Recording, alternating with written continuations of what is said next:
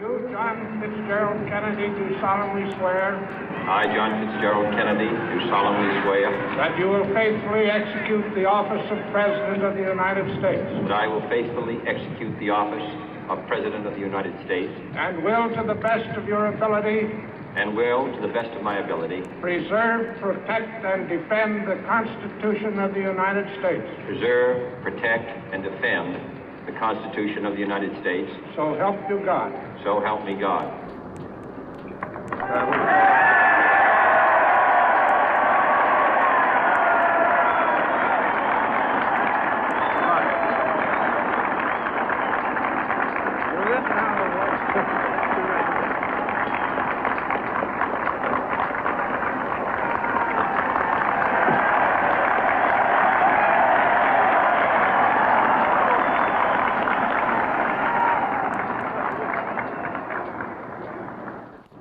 Vice President Johnson, Mr. Speaker, Mr. Chief Justice, President Eisenhower, Vice President Nixon, President Truman, Reverend clergy, fellow citizens. We observe today not a victory of party, but a celebration of freedom, symbolizing an end as well as a beginning, signifying renewal as well as change. For I have sworn before you and Almighty God the same solemn oath our forebears prescribed nearly a century and 3/4 ago. The world is very different now, for man holds in his mortal hands the power to abolish all forms of human poverty and all forms of human life. And yet the same revolutionary beliefs for which our forebears fought are still at issue around the globe. The belief that the rights of man come not from the generosity of the state, but from the hand of God.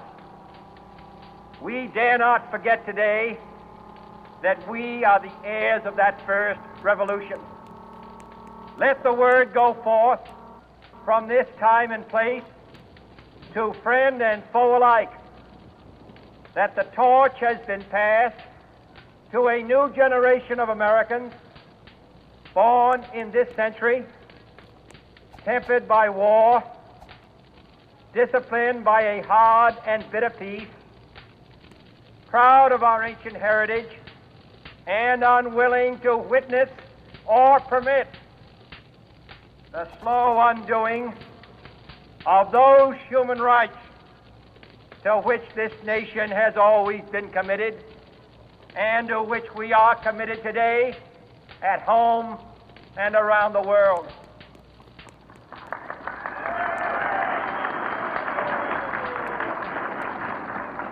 Let every nation know, whether it wishes us well or ill, that we shall pay any price, bear any burden, meet any hardship, support any friend, oppose any foe to assure the survival and the success of liberty.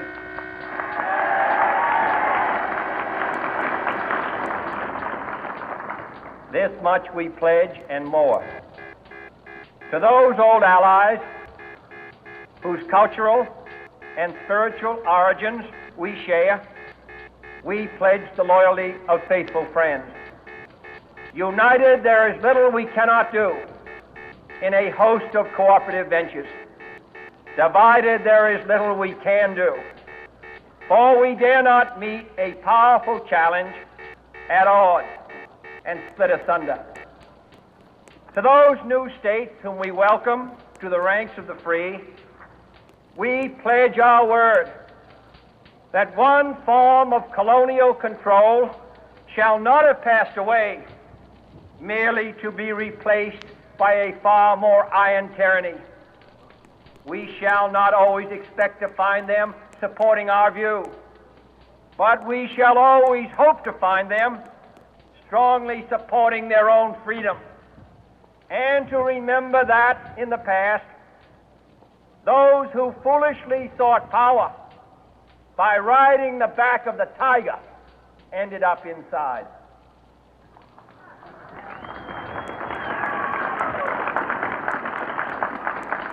To those people in the huts and villages of half the globe struggling to break the bonds of mass misery, we pledge our best efforts to help them help themselves for whatever period is required, not because the communists may be doing it, not because we seek their votes, but because it is right. If a free society cannot help the many who are poor, it cannot save the few who are rich.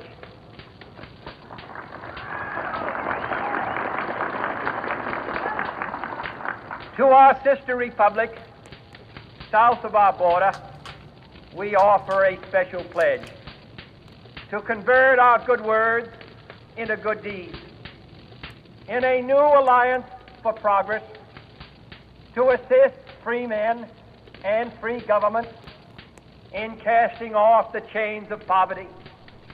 But this peaceful revolution of hope cannot become the prey of hostile powers. Let all our neighbors know that we shall join with them to oppose aggression or subversion anywhere in the Americas. And let every other power know that this hemisphere intends to remain the master of its own house.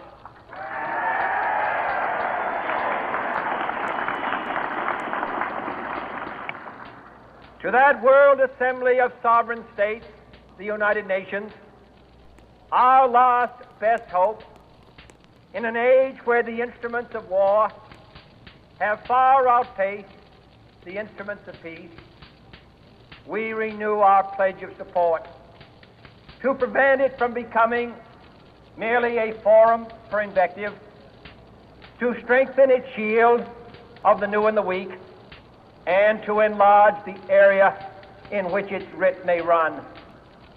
Finally, to those nations who would make themselves our adversary, we offer not a pledge, but a request that both sides begin anew the quest for peace.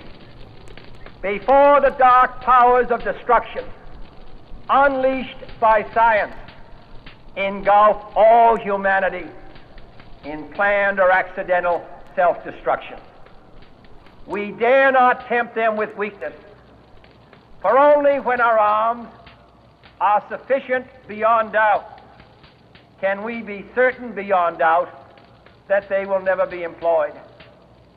But neither can two great and powerful